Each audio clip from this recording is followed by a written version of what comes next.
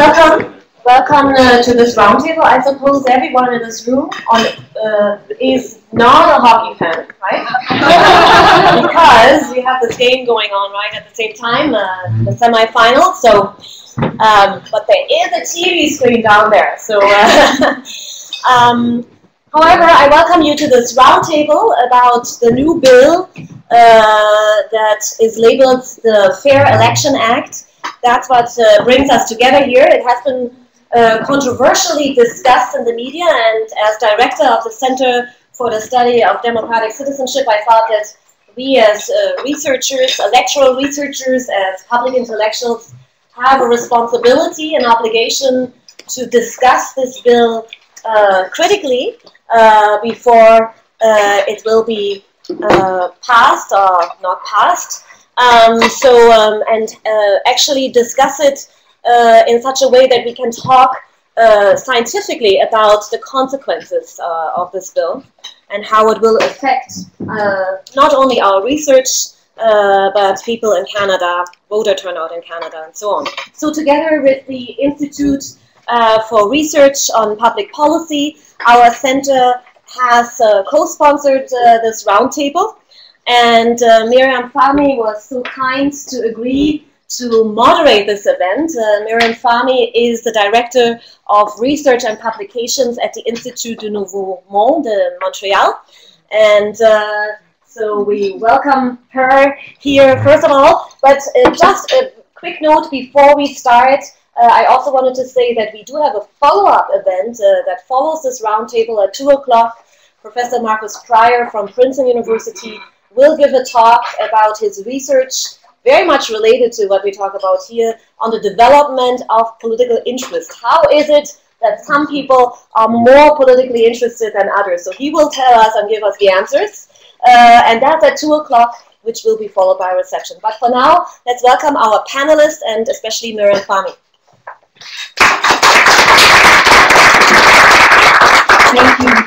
Thank you very much. I'm very happy to be here, and I'd like to thank Beekman for the invitation to moderate this roundtable. I'd also like to commend the Center on reacting so quickly by organizing this event not so long after Bill C-23 was introduced. So the issue at hand today is the Fair Elections Act. On February 4th, Pierre Poilievre, the Democratic Reform Minister, introduced a bill amending the Canada Elections Act, which dates back to the year 2000. On February 10th, the bill passed the first vote in the House of Commons, and as of February 18th, the bill is in the hands of the Standing Committee on Procedure and House Affairs. Before I let our panelists speak, I'd like to summarize as succinctly as possible the main changes proposed in C-23. I've gotten them down to 5 main points. First of all, powers of the Chief Electoral Officer will be modified. The office will be able to act, and I quote, for the sole purpose of enabling electors to exercise their right to vote or enabling the counting of votes. The bill also repeals the current section that provides that the Chief Electoral Officer direct the Commissioner to carry out investigations. That's 1. Number 2, the Act will increase oversight and penalties when there is fraud regarding unsolicited calls to voters. 3, the Act increases the individual campaign contribution limit to $1,500 from $1,200 and increases overall spending limits of national and local campaigns by 5%. 4, voter identification will no longer be able to be done through vouching. Voters will no longer be able to have their identity confirmed or vouched for by a fellow elector. And voter information cards will no longer be an acceptable form of voter identification. And finally, 5, the Act repeals the ban on the early transmission of election results. So our aim today is to look at the Act critically and to point out what is good and what is problematic about it. The focus of the roundtable will be on the effect that C-23 could have on voter turnout, youth turnout, and elected-related research, as Declan has already mentioned. Each panelist will have 5 to 7 minutes to make an opening statement, after which we will have a brief exchange between panelists, and finally we will open the floor to your questions and comments. The panel will be speaking in English, but if anyone would like to ask a question in French, I'd be happy to provide translation. The roundtable is being streamed online, and might be made available afterwards as a video. That's not certain. And for those of you who like to tweet, there is a hashtag for the event today, and it's FEACT2014. FEACT2014. As Dylan said, there's a roundtable. There is a lecture afterwards at 2 p.m. So we would like to close this at 1:30 to make room for the following event. So the center has rounded up a great picking of experts on this topic, and I'd like to introduce them to you. First of all, Éric Bélanger, who is Associate Professor of Political Science at McGill University. André Blais, Professor of Political Science at Université de Montréal. Youri Cormier, at the very end of the table, Executive Director of Apathy is Boring, and he's also a PhD candidate at King's College London. Maher, National Political Columnist for Postmedia News. And finally, Leslie Seidle, Research Director of the Institute for Research on Public Policy's Diversity, Immigration, and Integration Program. In the audience, we are also joined by Miriam Lapp, who's sitting right there. She's Assistant Director, Outreach and Research at Elections Canada, and Miriam has kindly agreed to answer any factual questions that may arise about Election Canada's mandate. So I'd like to start with André Blais, who could maybe just refresh our memories as to what is exactly the role of Chief Electoral Officer about the process of adopting and reforming election laws. André? Thank you. So I'll try to make a few remarks, I guess, to start the discussion, the reflection about this proposal. There will be basically 3 points. The first one would be about this institution, which is which is the Chief Electoral Officer from a comparative perspective. The second one, I'd like to offer some thoughts about how I believe, why I think that electoral laws are special and should be dealt with in a special fashion. And thirdly, I will say a few words about turnout, which is one of my obsessions in life. So first, the Chief Electoral Officer. Perhaps people don't realize it, but this is a very rare institution. Some years ago, with the Université and Antoine de Chinaca, we wrote a book establishing the rules of the game, election laws in democracies. It's basically a comparative analysis of elections laws in 63 countries. And it's interesting to observe that there is a Chief Electoral Officer or something similar only in 8 of these 63 countries.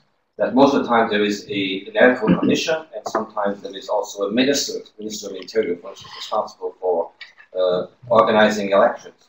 And there are even some very interesting cases like Sweden, where it's the National Tax Board, which is in charge of the election. But what I think we should keep in mind is that this is very rare for having one person in charge of the conduct of election. The other cases, interestingly, are Cyprus, Jamaica, Micronesia, Chile, Bahamas, New Zealand, and Samoa.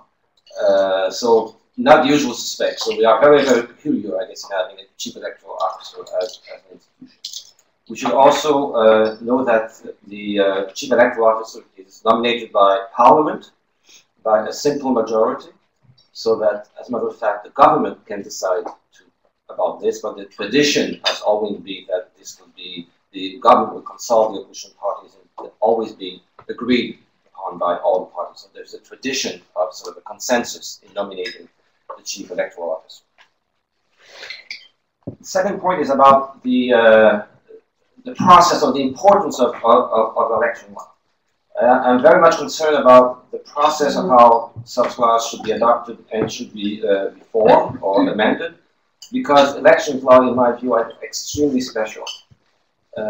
People have very different views about what should be done about crime, unemployment, taxation, and so on. And we have to decide who will make those decisions on these controversial issues. And there are 2 solutions. The first one is that the strongest decide, this is dictatorship, or we elect those who decide, and this is electoral democracy. Those who are weak, like myself, much prefer elections. They're more civilized, more efficient, and I'm sort of a strong defender of electoral democracy as a means of resolving our differences. But elections work only if they are perceived to be fair, and we thus need a broad consensus about how the elections should be conducted. So the implication, I think, is that we should always strive to get consensus and to make compromises when we start adopting election law or trying to reform election law. And so I think it's very crucial because we want the elections to be as fair as possible, but also perceived to be fair, because the ultimate goal is that we want the losers to accept defeat at the end, not to use violence in any fashion. And if we want to achieve that, we need to strive for consensus and compromise. And so it seems very important to me that in this particular case, the government accepts to go through some wide public consultations, but accept also to start discussing with the opposition parties to try to come to an agreement. There is no guarantee there will be an agreement, but I think there should be a real important effort to try to get there. And I would also, I would also argue that the opposition parties should also, from the beginning, say that they're willing to make compromises and perhaps to accept some parts of that legislation. There should be a real sort of a attempt to come to some consensus. If there is no consensus at the end, perhaps there will have to be a majority decision. But I think there has to be a very, very substantial attempt to get there, to get the consensus, because this is extremely important, because electoral laws are like the Constitution. Like, this is establish the rules of the game, and if people lose faith in these rules, I think I don't know exactly where we're going. Finally, turnout. How much time do I have left? Okay. A few words about turnout.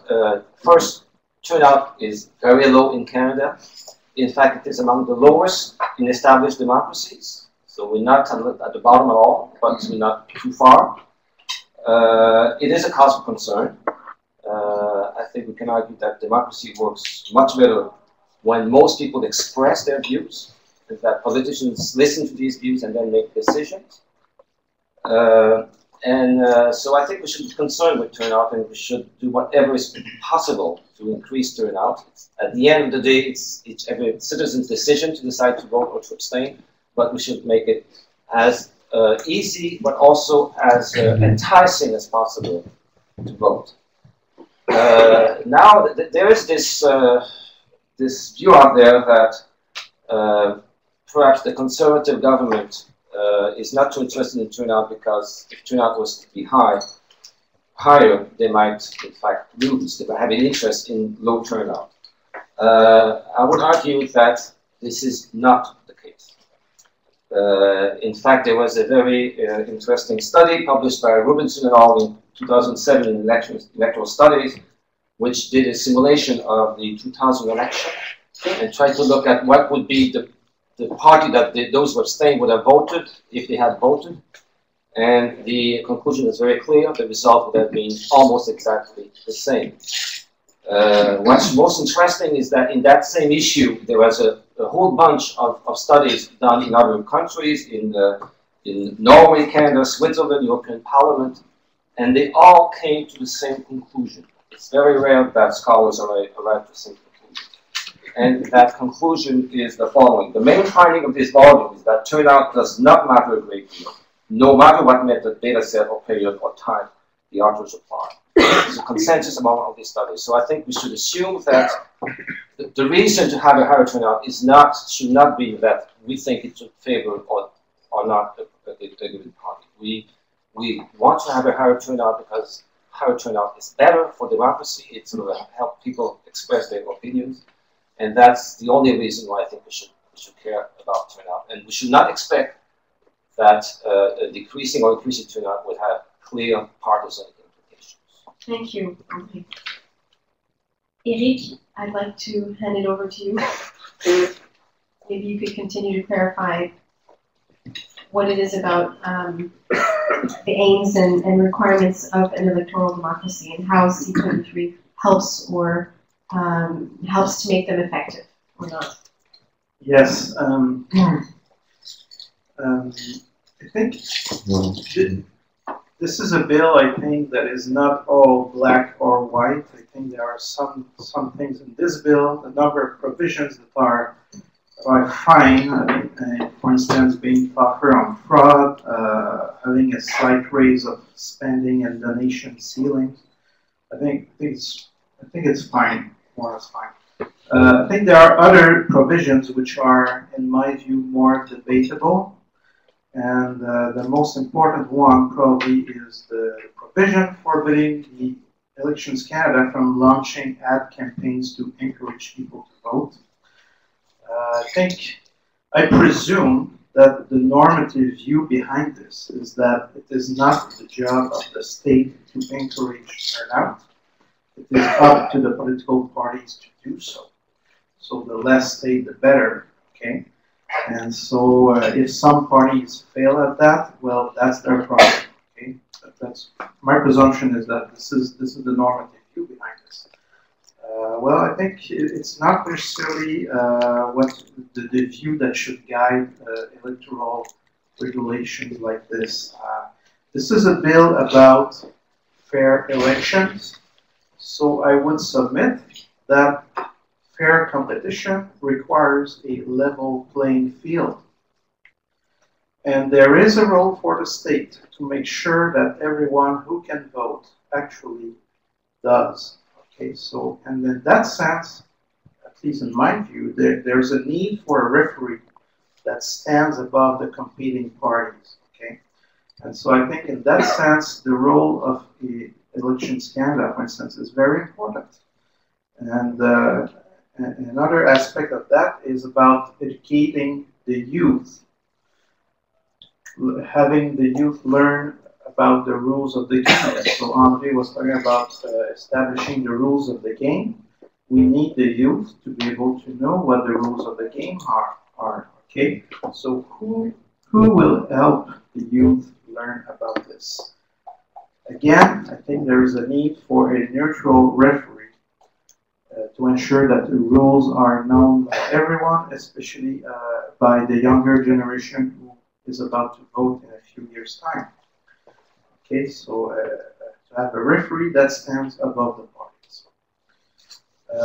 Perhaps I could conclude these first comments by also addressing another provision, which is the ban, lifting the ban on early transmissions of election results. This ban the idea of this ban also stemmed from the idea of a level playing field. It was to ensure that late voters in the western part of the country do not cast their ballot based on privileged information, on knowing what Canadians in the eastern part of the country voted before that. Okay, so if they have access to this information, that would be unfair. Okay, so I understand there's a problem with the social media that somehow needs to be addressed, but still lifting the ban, I don't know. I mean, think about the orange wave last time. Think about whether the next time there could be another orange wave in the eastern part of the country, or a red wave for that matter. Maybe this might affect a little support the vote choice of late voters in BC, for instance.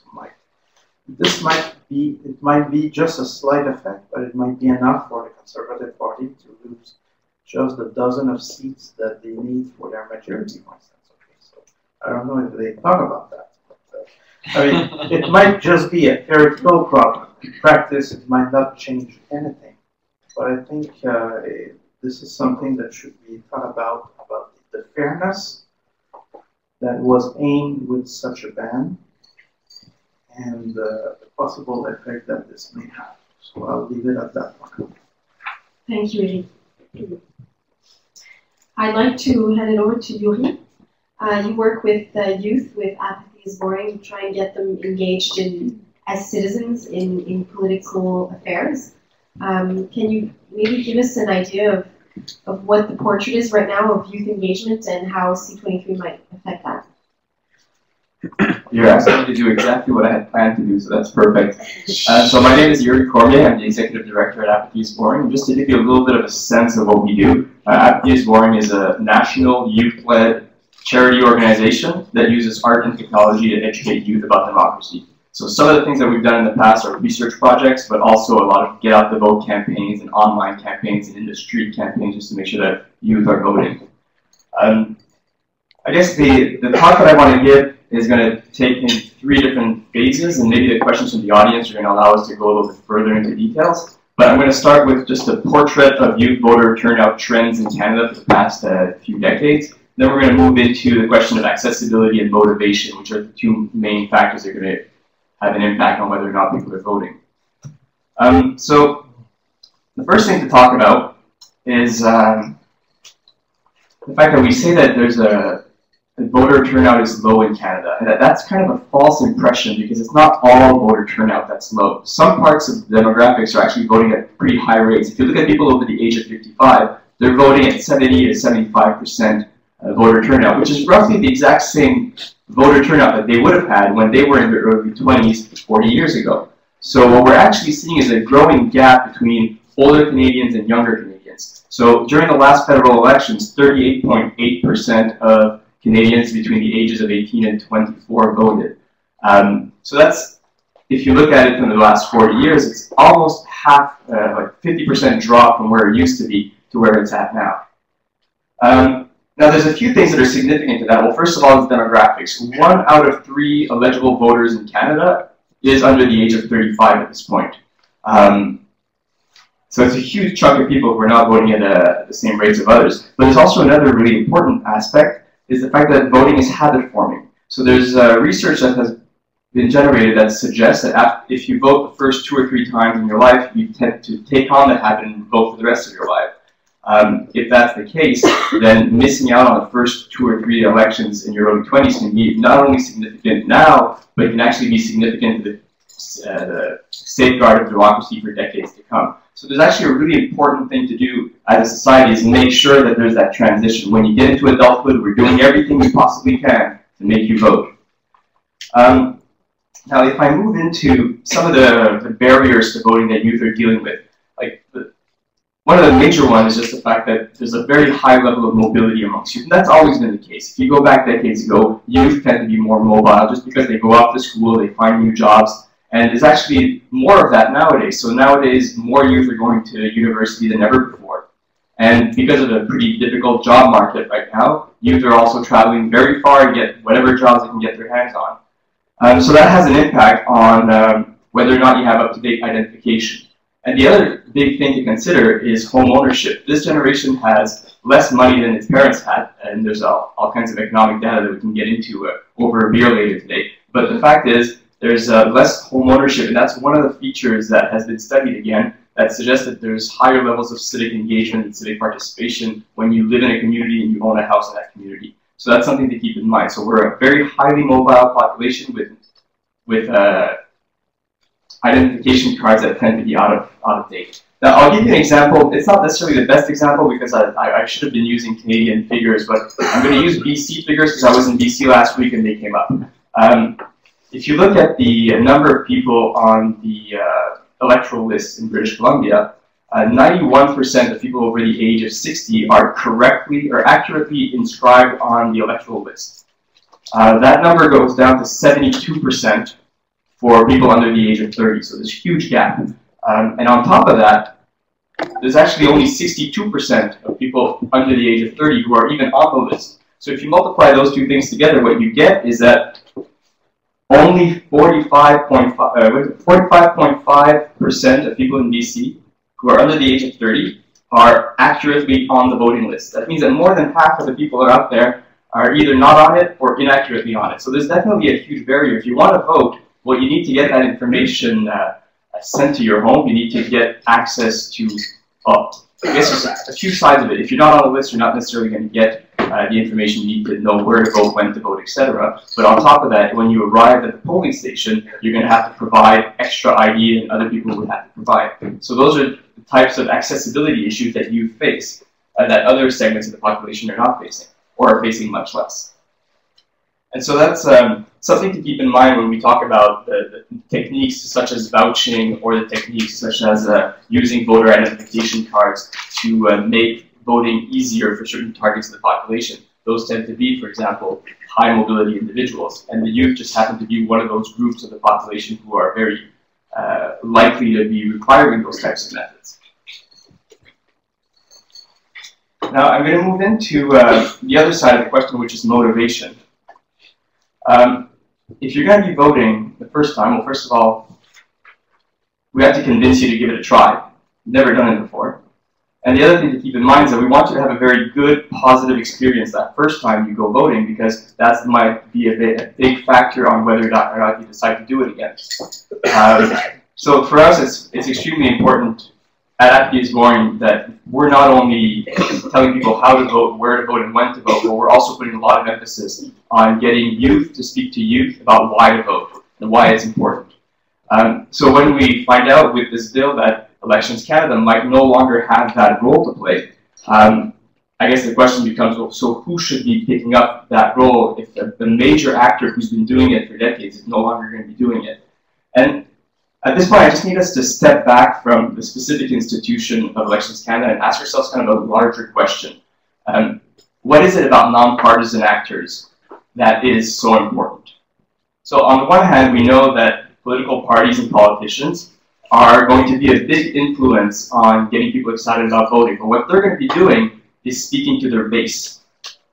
They're going to be going after people who have voted for them in the past, ideally, or people who are very likely to vote for them this time around. But they might not make as much effort to go towards new voters or future voters, because that's not necessarily their easiest target. So that's where organizations like ASB, Apathy is Boring, Samara, Student Vote, all these organizations that are not nonpartisan but are also doing outreach and education, especially education, which is the biggest part of our mandate. We're actually contributing to not only getting people to know how the process works and getting them excited about democracy, but we're also actually helping political parties on the long term, because they can't busy themselves necessarily going after these new voters, but we're going to create that transition for them. We're going to build up these young voters, get them interested, and then they become your base. So that you kind of need that first step to transition people who are non-voters into voters before you can actually get their vote as a political party. So I guess the big question at the end of the day is, I'm going to conclude on this, trying to strike a balance between knowing that you need a very secure democratic system so that no one gets the impression that there's going to be frauds and no one feels as though the system doesn't work properly. So it's really important that we do have guarantees on that security, but we also have to strike a balance between how far that security goes before it might create accessibility issues for voting or might discourage voting. So because at the end of the day, what we find out is that knowing that voting tends to be habit forming, and obviously there's something there's merit in the fact that we want to make our elections as clean as possible and get rid of all types of administrative, clerical errors as well as fraud. But all these things need to be kind of thought about, and we have to ask ourselves, even if you had this perfect democracy without a single error in it, what would happen if fewer people opted in than opted out? Then what? Thanks. Thank you, Youri. Leslie, one of the provisions of the bill is it changes the relationship between the chief electoral officer and the commissioner of the Canada elections. Could you take us through those changes explain to us how the relationship is right now and what Bill C-23 might change in that relationship? Sure. I'll just say before I start that I'm glad to be part of this panel. Although I manage the immigration program at IRPP, and I was the senior research coordinator at the Lorty Commission on Electoral Reform 20 years ago. There's some people in the audience who were just toddlers at the time, maybe Youri too. And I was for a couple of years, 10 years ago, at Elections Canada with Miriam Lapp. And one of the things that I'm proud of from that time was that just about this time, 10 years ago, we struck the first agreement with Student Vote. Elections Canada had the public education mandate as of 1993, but it was somewhat later when youth outreach and Aboriginal outreach and so on began to be developed. I'll talk about something a little dull, or a little duller, but you should know about this too, because it's a very important part of the Act. The government has made a big thing of saying that there's going to be more enforcement, voter fraud is going to be cut down, and so on and so on. Well, the role of the Commissioner of Canada Elections has a good deal to do with that, and how it might be carried out in the future. That position dates from 1974, when the Election Expenses Act was passed. This is the foundation of our political finance system. Most of what we have now, with the exception of contribution limits, actually dates from that 1974 legislation. The Commissioner is appointed, President is appointed by the Chief Electoral Officer, and there's no obligation of consultation there. But the important point is that he or she is appointed by someone who is generally referred to as an Officer of Parliament. As André explained, the Chief Electoral Officer is appointed after a resolution of the House of Commons. So the appointment is at a distance from the government, from Cabinet, from a Cabinet Minister.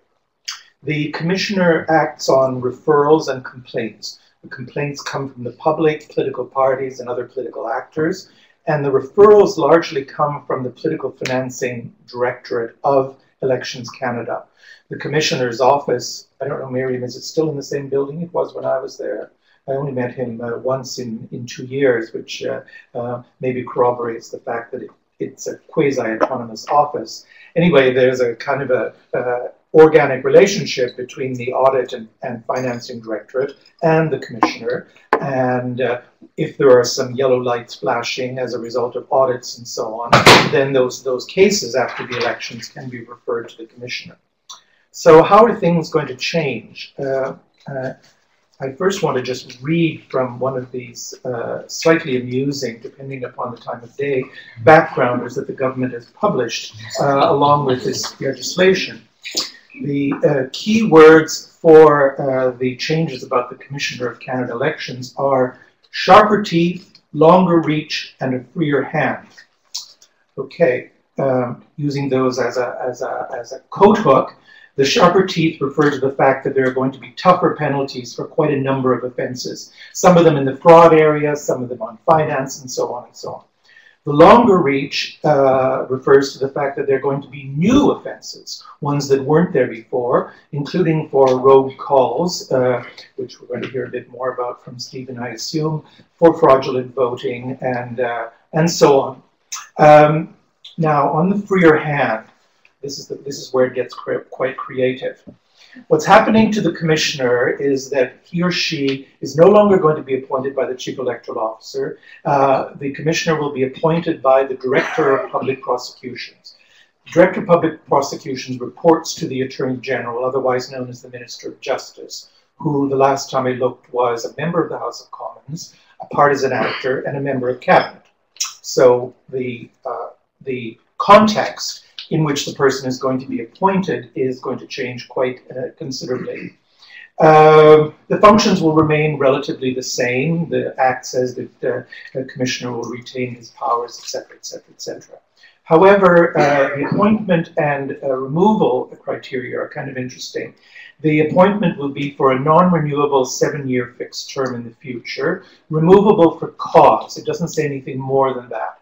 So in other words, if the Director of Public Prosecutions falls out with the Commissioner for some reason, the Commissioner's 7-year term might not actually come to fruition. There are a whole number of people who can't be appointed as Commissioner, people who've been in politics, ministers, staff, member of Parliament. Interestingly, an employee or a former employee of Elections Canada cannot be appointed as the Commissioner. And, if not to make things doubly clear, it says that the Director of Public Prosecutions cannot consult the Chief Electoral Officer with respect to the appointment. all the way through the Act, I imagine most of you have gathered from the media coverage and so on, there are a whole number of what I call fingers in the eye of Elections Canada.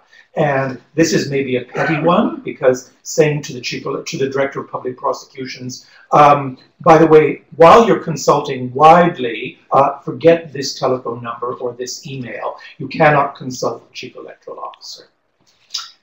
Interestingly, on reporting relationships, I found this in the consequential amendments deep down in the bill. The Director of Public Prosecutions is required to report once a year to the Attorney General on the activities of the Commissioner of Canada Elections, except for the investigations that the Commissioner is carrying out.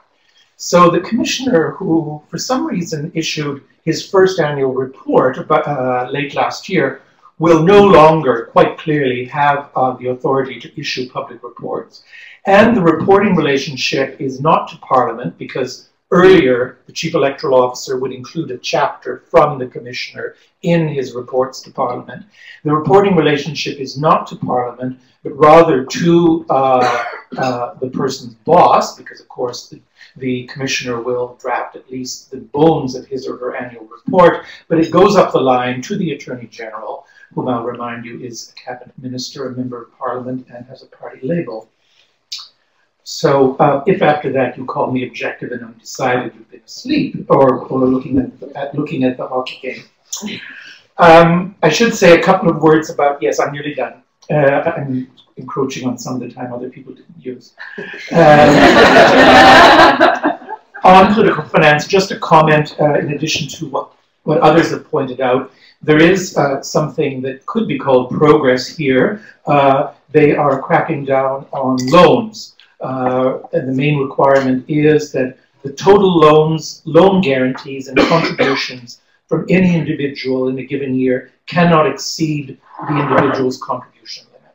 So in future, there were some cases of people loaning large amounts of money to leadership candidates and so on. In future, the only loan that they could get from an individual would be up to $1,500. And there are reporting requirements and so on. So that's an example of a loophole being closed. I'm just going to finish by reading one sentence. I'm going to return to the youth theme. Almost exactly 10 years ago, on February 17th, 2004, the House of Commons unanimously passed a motion that is very relevant to this debate, in my view, that the House direct the Chief Electoral Officer in Elections Canada to expand its initiatives to promote the participation of young Canadians in the electoral process, and that these initiatives include making available educational material to schools and other organizations. I'll repeat that was passed with unanimous consent. Thank you, Leslie. There's a crescendo going on, right? So we're going to end with Stephen, who will talk to us about the political context in which the Fair Elections Act was presented, and maybe remind us about the robocall story, etc. Thank you. Can you hear me? No. So I thought that it might be helpful for me to talk a little bit about how we got to where we are now with this act. The story sort of begins on Election Day 2011, when 7,000 some people in Guelph, Ontario, opposition supporters rather, received a fraudulent robocall purporting to come from Elections Canada, giving them a bad location for their polling address, saying your polling station has moved, here's where you're going to go now. That was, in the overall story of the Conservative majority being elected, that story was kind of overlooked. And with my colleague Glenn McGregor from the Ottawa Citizen, we sort of kept quietly digging away at that and other reports of fraudulent and deceptive telephone calls in ridings across Canada, and ultimately discovered that the investigators from the Commissioner's Office at Elections Canada had discovered all kinds of odd things about this call, and that it was linked to the Conservative campaign of the Conservative candidate in Guelph. And we also reported on a pattern of similar calls and calls that were harassing and deceptive or fraudulent in some other way, in other ways, in other places across the country. Although there's nothing nearly as clear as the wrongdoing that we saw in Guelph. So all of this was quite caused quite a problem for the government when these stories came out in February 2012, and other journalistic organizations started to pursue the same stories, and it was all embarrassing and a big scandal, which is the kind of thing we like in the press gallery in Ottawa. It was great fun, but not fun for the government. So in order to try to make this go away and change the subject, the government, the Conservative MPs voted unanimously with an NDP motion that called for changes to the Elections Act. Now, that motion called for Elections Canada to be empowered to demand documents, which was a long time ask of Elections Canada, and also that it set up a system to regulate political telephone calls. So that was in March 2012.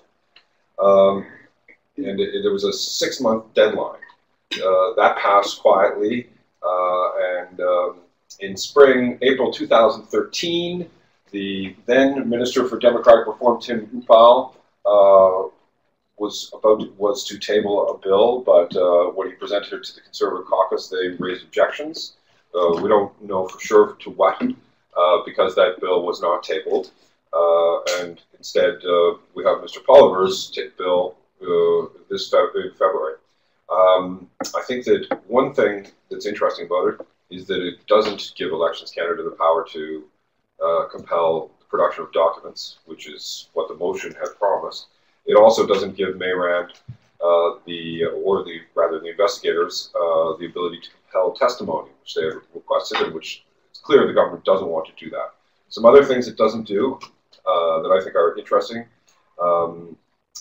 It doesn't take the parties out of the appointment of elections officers, which was a modernization that would help Elections Canada run election day better, I think. It doesn't apply the Privacy Act to political parties, which a lot of people the parties don't want that, any of them.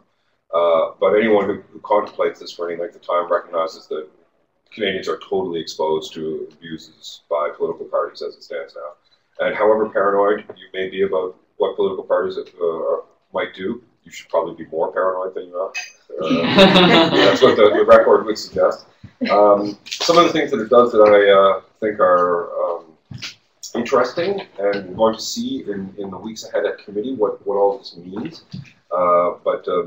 The changes to the Commissioner's office, I think that's structurally very interesting. It's not entirely clear how in the future the Commission will report to anyone. It seems like this strange bureaucratic gray zone where the Commissioner will be independent, appointed by essentially the government at an arm's length, way. There doesn't seem to be any other thing you get like it was safe for almost an hour. So I find that odd. I'm not sure what the government's trying to do. I don't know why they're trying to take it away from Elections Canada, the Commissioner. I think that it's a bit worrying, in part because we should keep in mind that the Elections Canada is investigating and prosecuting members of the governing political party. One in particular for the Guelph robocall, but there's also an ongoing investigation into calls across the country. So you have this situation where the government, the political party, is reorganizing people who are in charge of making sure that the governing party is following the law. And there are some other clauses that make me a bit nervous. The voter ID thing, other people have touched on that. Conservatives complain that Elections Canada is partisan in the way it carries out its vote turnout efforts, that they put an awful lot of effort into trying to get people, for instance, Aboriginals and students, to vote who don't vote Conservative, right? So the Conservatives feel that Elections Canada They won't say this publicly in the House of Commons because they can't justify it, but if you talk to them quietly, they'll say, we think Elections Canada is out to get us, basically. It's out to promote voting by people who don't like us. So that's, this seems to be going quite a distance the other way, in that it's going to make it quite a lot harder for those people to vote without the right kind of identification. There's a clause in there that I call the RMG provision after the company that the Conservatives use to fundraise and do voter contact.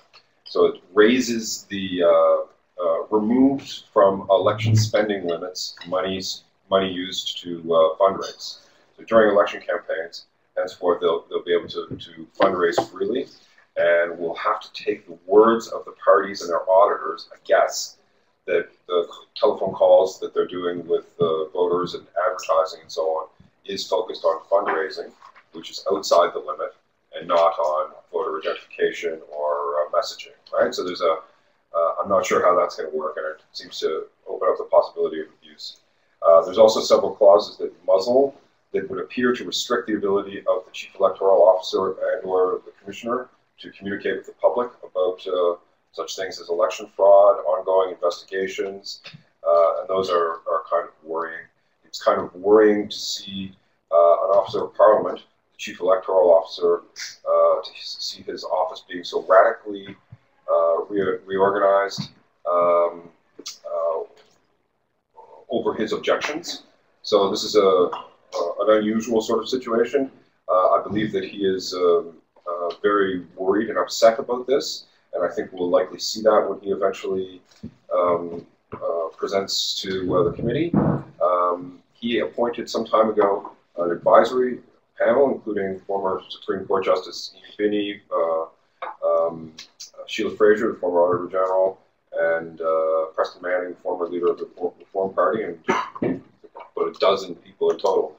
And it's going to be interesting to see whether that Elections Canada advisory panel has something to say about this before the committee process is finished. The NDP is pushing hard for committee hearings outside Ottawa. Conservatives don't want to do that. The Conservatives did not consult with Elections Canada and Iran before the bill was tabled, and traditionally the way they move legislation through, there's not a lot of amendments or any amendments. There are signs that they see this bill as being somewhat different. As has been pointed out, elections acts often are seen as being something different and less partisan. So far, it doesn't feel that way. The way it's being, the process has begun. So that's, going to be very interesting, I think, in the weeks and months ahead. The government has said that they'd like to get it out of committee by May. So there'll be 10 or 12 meetings. I'm concerned that there may not be as much scrutiny. It's 242 pages. There's an awful lot of stuff that I'm looking at it, lawyers are looking at it, political actors are looking at it, and it's very difficult to figure out what the impact of all the provisions will be until we have the kind of sustained scrutiny and debate that it will get in committee. So, yeah. Thank you, Stephen. Thank you for that. I'm listening to you, and it seems as though there was need for reform, and that had become clear to many observers.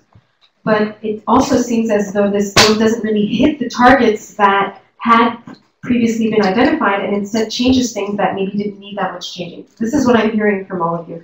And so I know it's very hard to speculate on real effects that the passing of this bill might have, but I'd like to go back to André and Éric, since we are here at the invitation of the Center, to reflect on what effects this bill might have on research. If the Chief Electoral Officer no longer has campaigns to encourage voter turnout, there might not be any need for them to conduct research, and so that data that usually is collected by them, which I imagine you use in your research, might no longer be available. I'm not sure, I'm speculating, so I'd like to hear you on this specifically.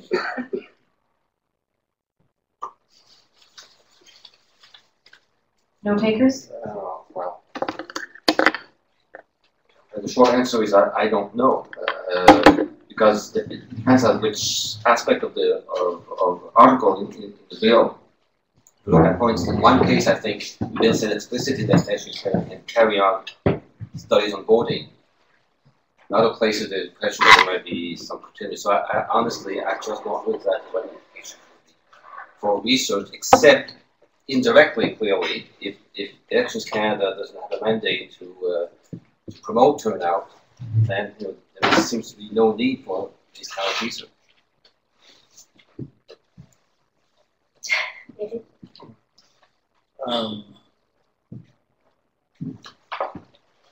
Yeah, well, I don't study turnout myself. This is more Andre's turf. One concern I may have is that Elections Canada has been contributing to the Canadian election study for many years now. And again, it's unclear in the bill what might happen with this contribution if the bill gets passed. So, yeah, it's unclear. Would you like to speculate? No. Okay. Something that Stephen said made me think that many of the investigations on fraud that were brought to light were brought to light by regular citizens who were able to find out about them through access to information published by the chief electoral officer, I believe, and in the change in the relationship in taking away the prosecution efforts will no longer be made by the CEO, but by the commissioner. Could you clarify that for us? I'm not sure if I follow. So the commissioner acts on complaints. Right. These complaints have to come up where citizens are made aware that there are issues.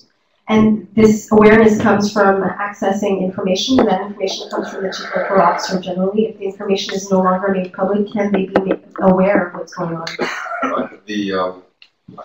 I think that a lot of the commission,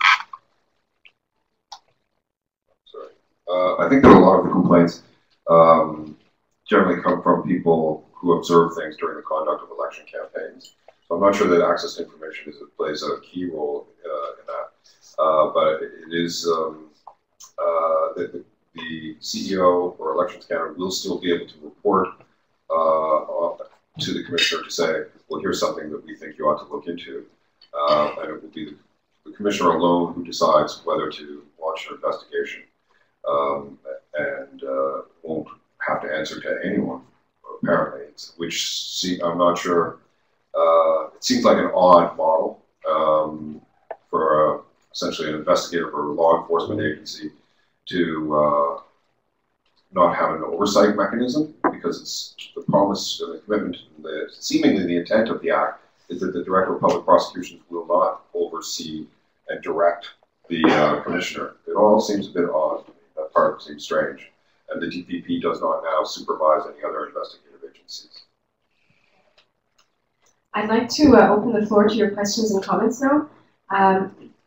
I'd like you, if possible, to name yourself and specify if your question is for one of our panelists or for all of them. And just simply raise your hand and I will be giving out la parole. Yes? Hi there, my name is Melanie I'm legislative assistant to Craig Scott, NDP candidate for Democratic Reform. Mr. Scott would like to be here today in person, so I'm here. It's good to be here. I have a question, I guess, for the whole panel. Section 20 actually states that technical expertise that would for example, like yourself and the IRPP roundtables, the chief electoral officer wouldn't have the independence anymore to just conduct that research through you guys. He would need actually to have TBS approval. So I want to know if that's your understanding and what you think this is going to affect, how it's affect your research. I also have a technical question for Elections Canada. I just want to know about the student vote program and how your direct relationship with that program, or how it's structured right now and how it's going to be directly affected. I think my understanding is that it's through funding, and then I guess through that, maybe through Apathy is boring, then how do you think that, where are these groups, as you're saying, are going to get the funding, necessary funding to engage with public education? Miriam, would you like to answer that specific question? Sure. So Elections Canada works with organizations like Student Vote, Apathy is Boring, and a few others to conduct civic education programming. With Student Vote in particular, since the 2004 election, the relationship has been Elections Canada contracts with Student Vote to carry out the program in schools, elementary and high schools. In 2004 and 2006, we were a part funder of the program, but since 2008 and 2011, Elections Canada paid for the entirety of the program. So that consists of direct payment to Student Vote to produce and carry out the entire program, which is, for those who don't know, it's a simulated or parallel election that happens in the schools. So the kids vote on the actual candidates who are running in their riding, and they use a ballot box. And the kids also actually act as poll officials, so poll clerks and deputy returning officers. So they get trained at the same time, not only in how to vote, but also how to conduct an election.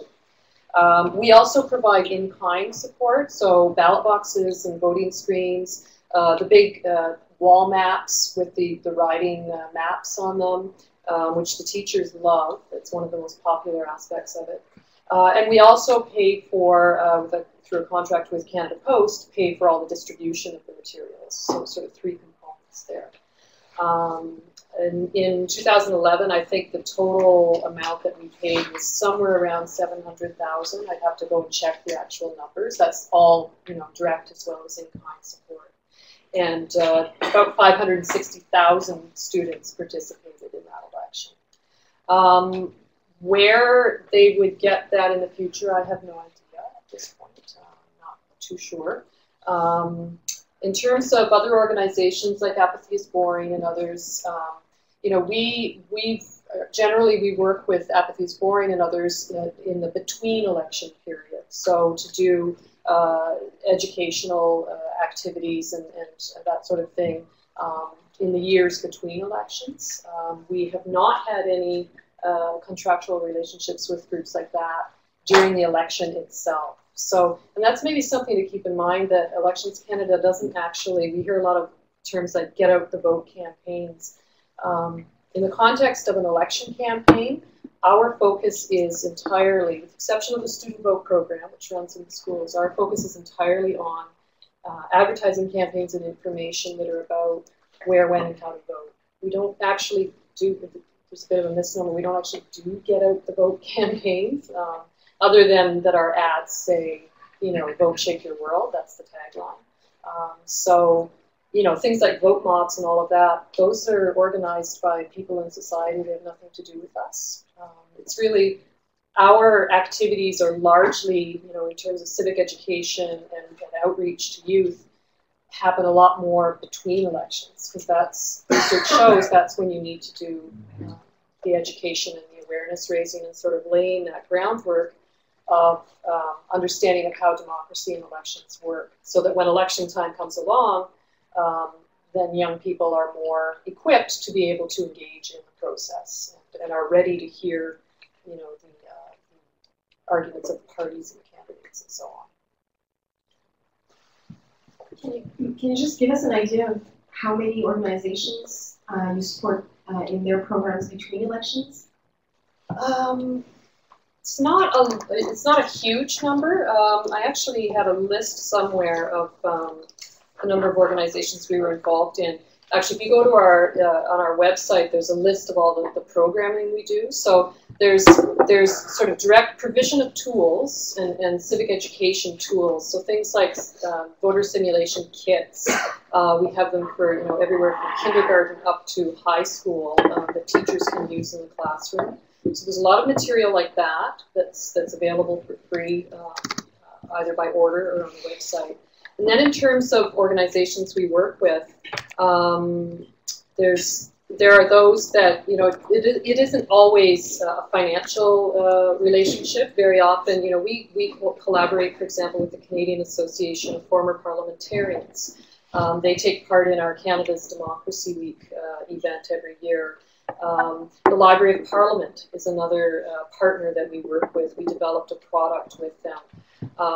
In terms of direct relationships, I think there's about maybe 5 or 6 currently that we have contracts with to actually develop materials. So in the past year, the National Association of Friendship Centers was one organization. Samara, we're working with them to assess a democratic dialogue process. We currently are working with Apathy is Boring to assess the effectiveness of their outreach teams to increase youth registration. So really our contracts tend to either be focused on straight up civic education programs that are delivered through schools, or they're usually about evaluating some kind of a program that these organizations are carrying out so that we can see what kinds of activities actually are effective. Thank you, Miriam. I'd like to go back to the beginning of the question, again related to research, your ability to conduct research. I guess it's the same question that was asked before. Would you like to try and give it another shot?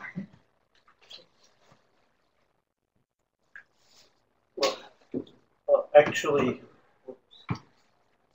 I would be curious to know what Elections Canada cares about the impact of this bill on this aspect of their work. Has there been any assessment of it? Assessment is ongoing. I honestly don't know what the impact will be, and I think the Chief Electoral Officer, when he appears before committee, if he's asked, or may provide thoughts on that. But at this point in time, we don't know. I guess certainly a question can be raised, and I don't know the answer to it right now, as to whether research that is not directly linked to the very the enumerated list of activities that Elections Canada can carry out, whether there would be a justification for other kinds of research. I don't know. There's also something to bear in mind, which is it's one thing what the Act might state in the future if these particular changes are put through. It's another thing to work within a climate where a chill has been put, so that public organizations, being naturally cautious by nature, might very well, I'm not suggesting that this is what's going to happen, but there is an opportunity, or there is a chance that it might. A public organization that has had its mandate trimmed quite radically might be very hesitant about working too close to the new border lines. And it raises a point, too, about the role of the commissioner in future.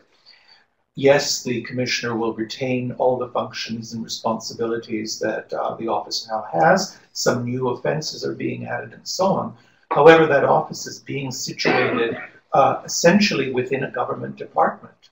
Now, it's possible that the person occupying it, and the incumbent is going to be retained, it's possible that that person will be able to, through expertise and authority, carry out those responsibilities quite independently.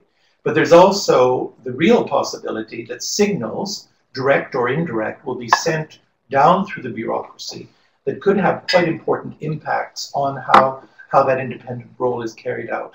I worked in government for 20 years in the Privy Council office, so I worked fairly close to the center of light or heat, whichever you might look at it. And public servants don't behave only based upon explicit laws, explicit directions, things that are written down. There's a lot that depends on culture, on informal signals, and so on. And I think this is something that we need to be mindful of when we're thinking about this mandate for Elections Canada. The implications go beyond the text of the Canada Elections Act. Thank you. I have André, and then Stephen, and then Youri. I just want to say a word about electronic voting. Electronic voting is one big issue that's going to be addressed, in the next decade or so, because this is a big issue whether we should go electronic voting or not. A question that's very sort of important, especially for youth who would find it very sort of appealing and so on. But the problem of fraud, and I think in that case there is a specific clause, I guess, in the law that basically said that Elections Canada cannot do any of it before having explicit consent of the Commons and the Senate. And the Senate, that elected body. I just thought I'd mention that Mr. Maher has said that his tentative analysis, I don't know whether he said it or someone in his office did, is that Section 18, I think, of the Act would make it impossible for the Elections Canada to communicate with the public and conduct surveys, because it limits the capacity of the CEO to communicate on to a very short list of things like where you can vote, when you can vote, how to become a candidate, how the disabled can vote. So if their analysis is correct, then that would basically end any kind of public opinion research conducted by Elections Canada. But it seems that that's still unclear, and the boundaries of what that Section 18 stipulates are not really clear and might become clearer in the next few weeks. Mm-hmm. Yeah, just with regard to the question about funding, it should be mentioned, just for the sake of discussion, that a good chunk of Apathy's borings and funding currently comes from through Canada's Democracy Week and different types of research programming that we do. And just to give you an idea, Canada's Democracy Week is a UN-sanctioned celebration of a democracy with panels that are hosted across Canada. Now, if those funds were to stop coming in, I think what are very likely scenarios is that there's corporate foundations and unions that are showing interest in becoming active partners with the organization. Now, whether or not that has an impact on what the organization is going to look like in the future, it's kind of worth mentioning that there's always alternative sources of funding out there, but it can have an impact on what the organization looks like as a result. Do we have any more questions? Yes. Éric Benjamin, PhD candidate at Université de Montréal. I have a question for André. Do you have a feeling that some of the policies we heard about that Elections Canada have, some of the activities they have to promote turnout actually make a difference? And so does that mean that if they stop doing that, if these programs are cut, that'll actually make that we should see a drop in turnout? Is that your feeling? Yeah, I'd like to hear from you. Well, we don't really know. I mean, there will be a few cases where we know there is some evaluation studies in a few cases. In other cases, we don't know. And perhaps there's a good case that we should do more of these evaluation studies, and I'm sure that Elections Canada would be willing to conduct them. I would be extremely surprised if the impact was negative. It might be very small, probably. Small but positive, that's the most likely outcome, or it might be even bigger. So we need more of these studies, but it seems that now Elections Canada will not have the opportunity to conduct such studies, which I find very unfortunate. So it's hard to argue for this ability to have campaigns, to argue for this ability to remain if we don't really know what impact it has. We don't know the impact of almost anything that government does.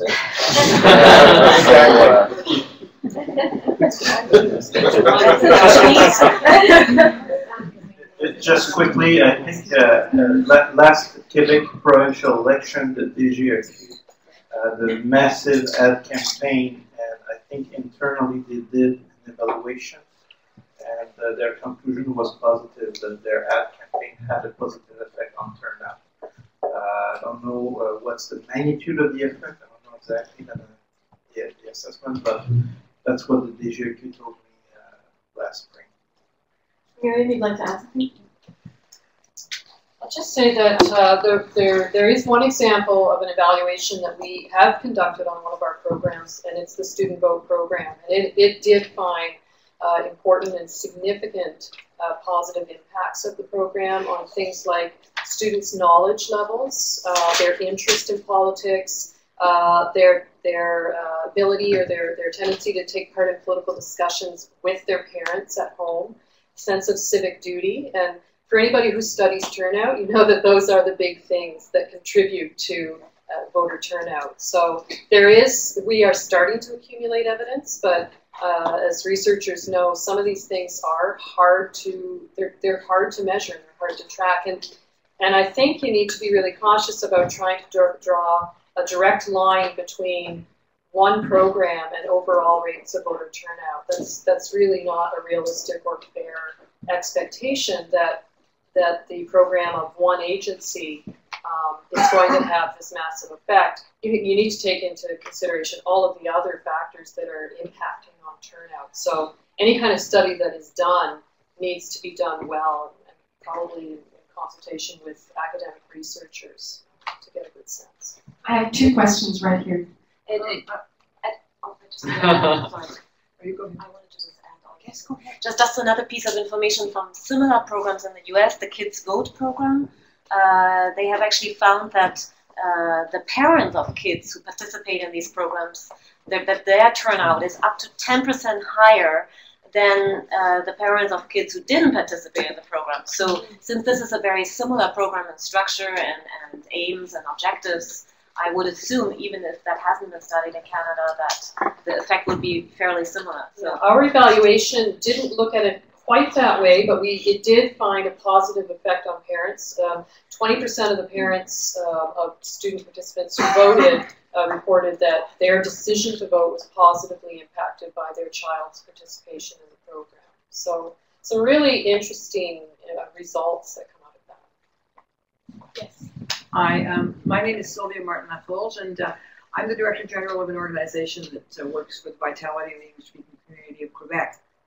And we partnered with ENM and with La DGE around voting campaigns during the elections. And we've just gotten good news this week that we're again getting money for the voting campaign during the elections for the targeted youth voters from 18 to 36 in the English-speaking community. Of course, youth don't just speak to Anglos, they talk to other people. We know that. So we think that it has a broader impact on all of Quebec, this work during the elections. And what I wanted to share with you is last week on CBC in the morning, Denis Lessard, who's a senior person with the La DGRQ, said that they had done studies, and he was saying on the radio that the studies had demonstrated that the work they are doing are having a good impact on the voter turnout. So, I mean, I guess we just have to get our hands on the studies, but the DGRQ is saying it out there that there is a correlation between the work they do and getting the voter turnout. I had one question, I guess, to Youri or anybody else in the room. Are you planning to go to the parliamentary committee? Are there going to be ways of influencing this, Youri? I think the youth business and all of that is really important. Yes, IPS Boring is going to issue a written statement next week, and hopefully we'll either invite ourselves or get invited to be in Parliament for that hearing. Thank you. Do we have any more questions? Yes? So, I mean, the Conservatives have essentially argued... Can you introduce yourself? Oh, yes, sorry. I'm Quinn Alba. I'm master's student at McGill. The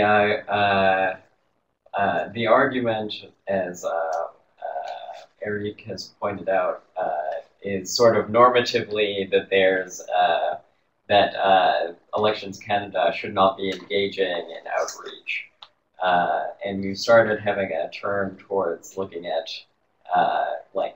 what the empirical effects would be of getting rid of Elections Canada's capacities. Do we have any evidence on how voters, is there data on how voters react to being contacted by political parties as opposed to nonpartisan agencies like Elections Canada?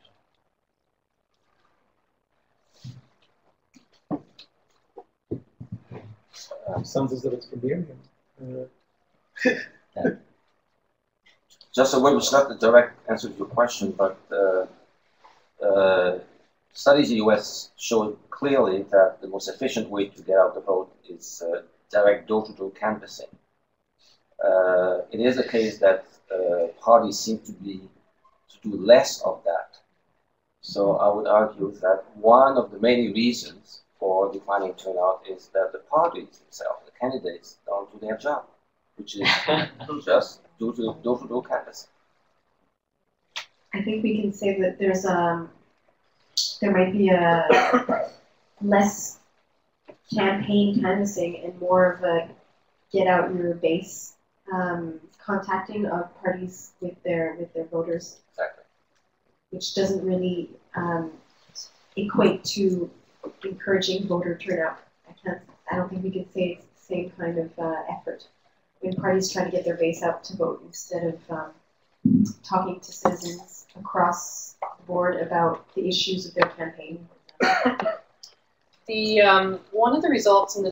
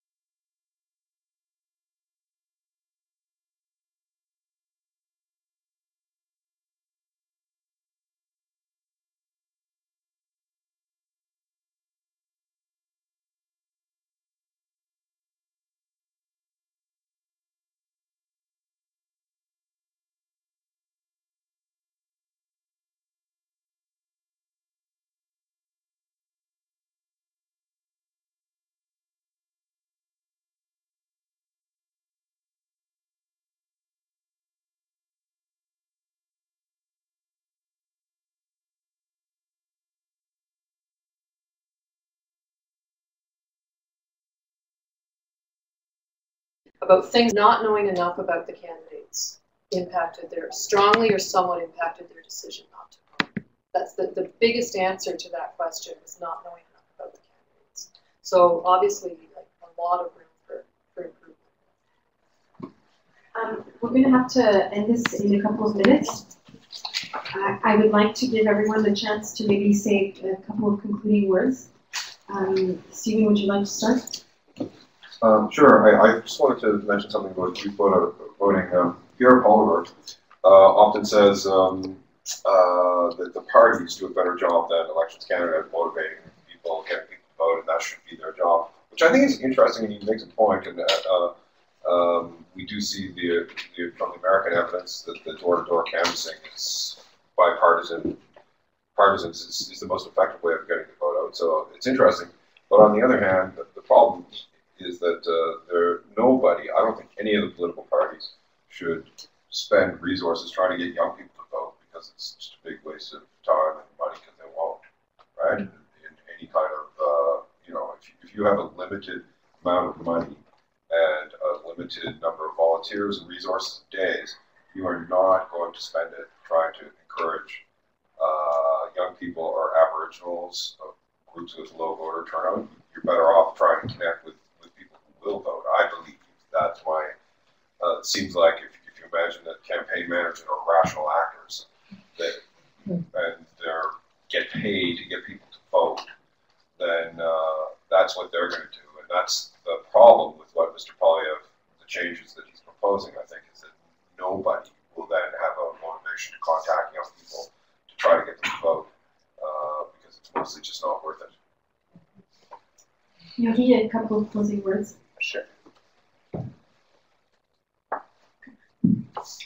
Right, so I guess I started with the downward trend of 40 years with voter turnout, and it's still good to remember that that's not a guarantee. There's occasional blips, and if you look at the Quebec elections this time around, the previous election had the lowest voter turnout for youth in the history of Quebec, 37-point-something%. Then in 2012, I guess, it went up to 60-some%. So a sudden increase of 20% voter turnout. So that's not necessarily a trend in itself, and we have to be really careful to get too excited about it because it was a very special context. But it kind of reminds us, first of all, that mobilizing new people, like we were saying, that face-to-face encounters can increase the likelihood that an ask to vote actually leads to a vote. And obviously, if you have hundreds of thousands of people in the streets, there's a lot of opportunities for face-to-face contacts leading to votes. So that's one thing to keep in mind.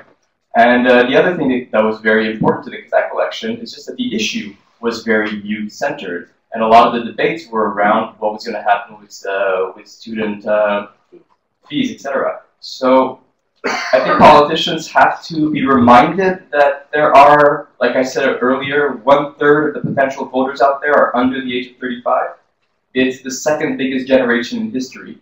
And slowly, the millennials will be more numerous than the baby boomers. So keep that in mind. So I think politicians have to kind of wake up to this new demographic reality. But youth also have to be very serious about talking to youth, about reminding themselves where their demographic power actually lies. And sometimes we might think that democracy might be too slow, we might be frustrated. There's a million things that might lead someone to decide, I don't want to vote, I don't believe in this. But the easiest way to challenge that is say, well, why not? We are many. Go. Thank you. André? In my view, there are basically two big questions with this bill. The first is the very independence of the chief electoral officer, which I think is being threatened here. The other one is, the most difficult one, is the trade-off between integrity on the one hand, on the other hand, and facility on the other hand. It's voter identification. We just alluded to that. The big sort of preventing now vouchers is a very important concern. 120,000 Canadians, it seems, use vouchers, which is basically you don't have an ID card and you have someone else to guarantee that you are the real person there. This is extremely important. We have to be very careful because, of course, vouchers open the possibility of fraud, so we have to be very careful about it. At the same time, I think we have to be very concerned that people will not vote in upcoming elections. Éric?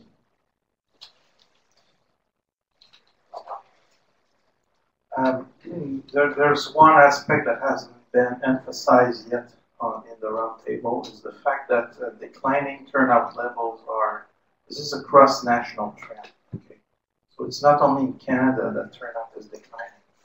Okay, so all electoral democracies, the Western world, are faced with this trend, declining trend, and so I think it is unfair to accuse Elections Canada, for instance, of not having been efficient at increasing turnout level.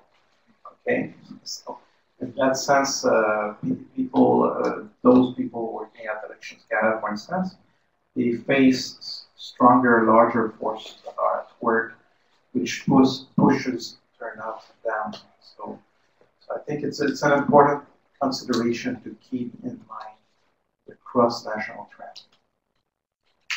Last word, Steve.